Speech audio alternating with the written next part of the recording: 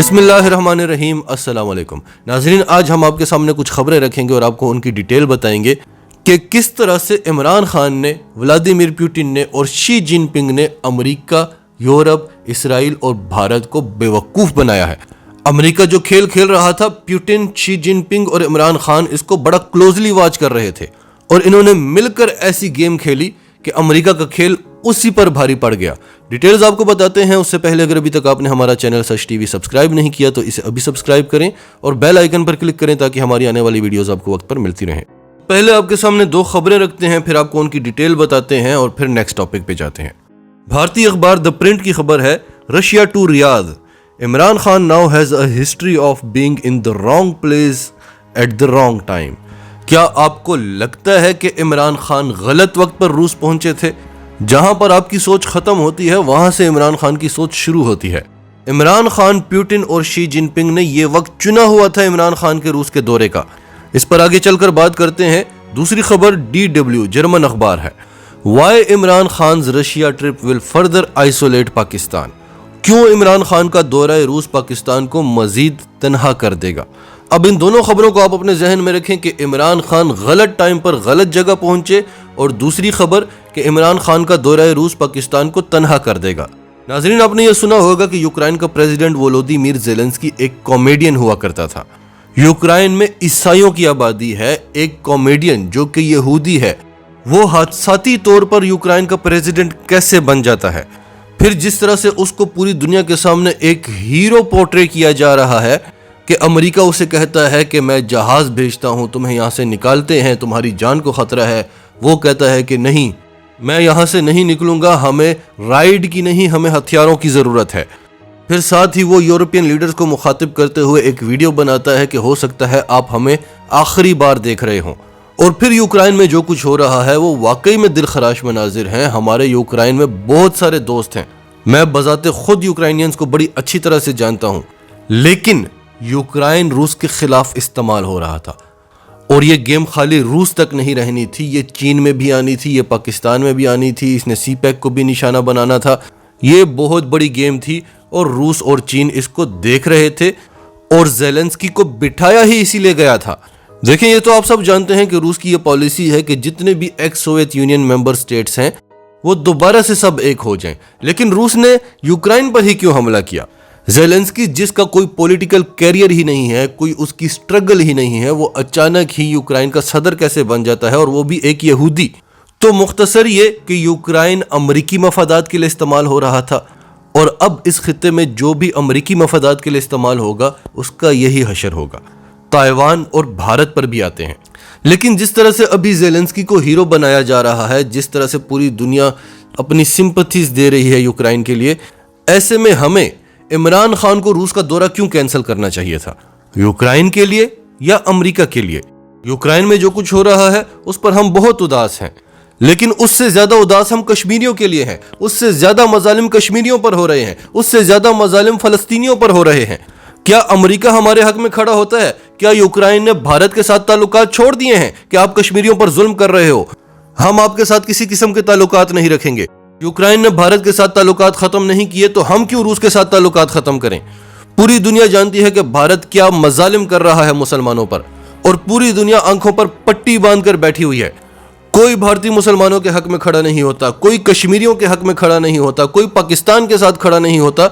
तो अगर गोरी चमड़ी पर जुल्म हो जाता है तो पाकिस्तान क्यों अपने लिए दुश्मनियां बनाए? और फिर वो थ्रेट भी सिर्फ रूस के लिए नहीं था, उस थ्रेट ने चीन में भी आना था और पाकिस्तान में भी आना था। फिर जो जर्मन अखबार DW कह रहा है कि पाकिस्तान मजीद आइसोलेट हो जाएगा, हमें आप बताएं कि FATF में पाकिस्तान के साथ कौन कौन खड़ा हुआ था?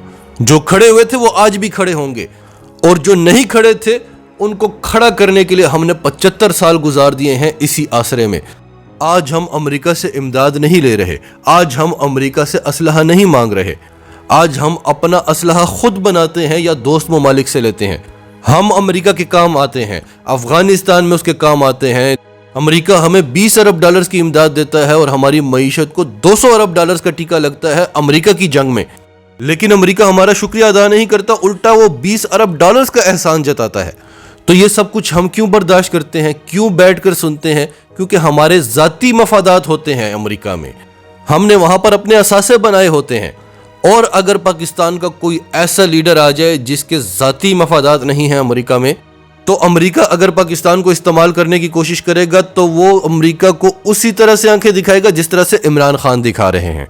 अब हमारी फॉरेन पॉलिसी न्यूट्रल है। अब हम अपनी नेशनल इंटरेस्ट की तारीख में पहली दफा पाकिस्तान अपने नेशनल इंटरेस्ट की बात करता है, पाकिस्तान की बात करता है।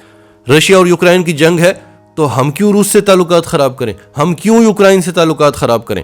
अमेरिका ने कहा है कि ऐसा नहीं है कि इमरान खान को पता नहीं था कि हमला होने वाला है, हमने खुद इमरान खान को बताया था। और आपको क्या लगता है कि पाकिस्तानी एजेंसियों को पता नहीं होगा? और फिर भारत, अगर इमरान खान इस वक्त रूस के दौरे पर ना जाते तो भारत अमेरिका के हाथों इस्तेमाल हो जाता। नाजरीन, आपको यह बात समझ आ रही है? अगर इमरान खान इस वक्त रूस के दौरे पर ना जाते तो भारत अमेरिका के हाथों इस्तेमाल हो जाता। देखें, कल अमेरिका ने रूस के खिलाफ करारदाद पेश की यूक्रेन के हक में, रूस ने उसे वीटो कर दिया। लेकिन अगर रूस के खिलाफ ज्यादा वोट आते तो रूस पर मजीद प्रेशर पड़ता। तो कल आपने ये खबर सुन ली कि भारत इस करारदाद में एब्सेंट रहा, यानी उसने रूस का साथ दिया। और हमने आपको कल ये खबर दोबारा से नहीं बताई क्योंकि हम आपको परसों बता चुके थे। आप हमारी वीडियो उठाकर देख लें। 26 फरवरी को हमने आपको बता दिया था कि कल भारत ये करने वाला है, कल भारत रूस के लिए खड़ा होगा। उसकी वजूहात क्या थी? एक तो इमरान खान का दौरा, भारत डर गया है कि रूस तो गया पाकिस्तान के हाथ में। दूसरा, रूस ने भारत को खुलेआम धमकी दे दी थी कि हम अपना स्पेस स्टेशन भारत पर फेंक सकते हैं, यानी भारत को तबाह कर सकते हैं। अमेरिका तो सिर्फ प्रेशर डाल रहा था भारत पर कि आप अपनी साइड चुन लें कि आपने रूस के साथ चलना है या हमारे साथ चलना है।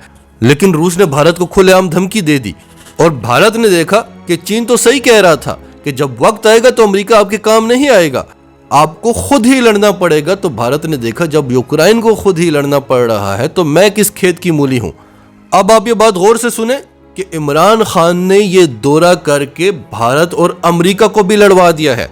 और रूस भी भारत का नहीं बना क्योंकि रूस जानता था, रूस ने भारत को इस्तेमाल किया है। आप में से अक्सर लोग उस वक्त जब रूस ने भारत को S-400 एयर डिफेंस सिस्टम दिया था, तो आप में से अक्सर लोग उस वक्त सवाल करते थे कि अगर रूस और चीन इतने करीब हैं तो रूस ने भारत को यह एयर डिफेंस सिस्टम क्यों दिया है जो कि चीन के खिलाफ इस्तेमाल होना है, पाकिस्तान को तो छोड़ दो।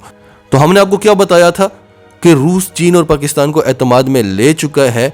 और फिर बाद में हमने आपके सामने अमेरिकी रिपोर्ट्स रखी कि Bharat S-400 air defence system लेकर फंस गया है, इससे भारत को फायदा कोई नहीं होना, उल्टा नुकसान है। और रूस भारत को कोई पसंद नहीं कर रहा, रूस भारत को अपने हाथ में रखना चाहता है। इसलिए चीन भी एतराज नहीं कर रहा कि हमने भारत को इस्तेमाल करना है। तो भारत के इस मूव से रूस खुश नहीं हुआ। ये तो रूस, पाकिस्तान और चीन की कामयाबी है कि भारत से उन्होंने ये मूव करवाया। तो नाज़रीन, उम्मीद है कि आपको समझ आ रही होगी कि शी जिनपिंग, पुतिन और इमरान खान मिलकर पूरी दुनिया के साथ क्या खेल खेल रहे हैं। पहले उन्होंने अफगानिस्तान से अमेरिका को निकलवाया, नेटो को निकलवाया, और अब एक एक करके जो अमेरिका के इत्तेहादी हैं इस रीजन में, उनकी कमरें टूटेंगी। और मुल्क के अंदर जो एलिमेंट्स हैं जो अमेरिका और भारत के लिए इस्तेमाल हुआ करते हैं, इमरान खान जब चाहें जिधर चाहें इनको लगा दिया करते हैं। तो इस वक्त पाकिस्तान, चीन और रूस, अमेरिका, यूरोप, इसराइल और भारत पर भारी पड़ रहे हैं। नाजरीन, आपकी सब के बारे में क्या राय है? कमेंट्स में अपनी राय का इजहार करते रहें। और अगर आप हमारे चैनल पर नए हैं तो अभी सच टीवी को सब्सक्राइब करें, सच टीवी फैमिली का हिस्सा बने। और हमारी वीडियोस पसंद आए तो इन्हें लाइक करें, शेयर करें, ताकि ज़्यादा से ज़्यादा लोगों तक ये मैसेजेस पहुँचते रहें।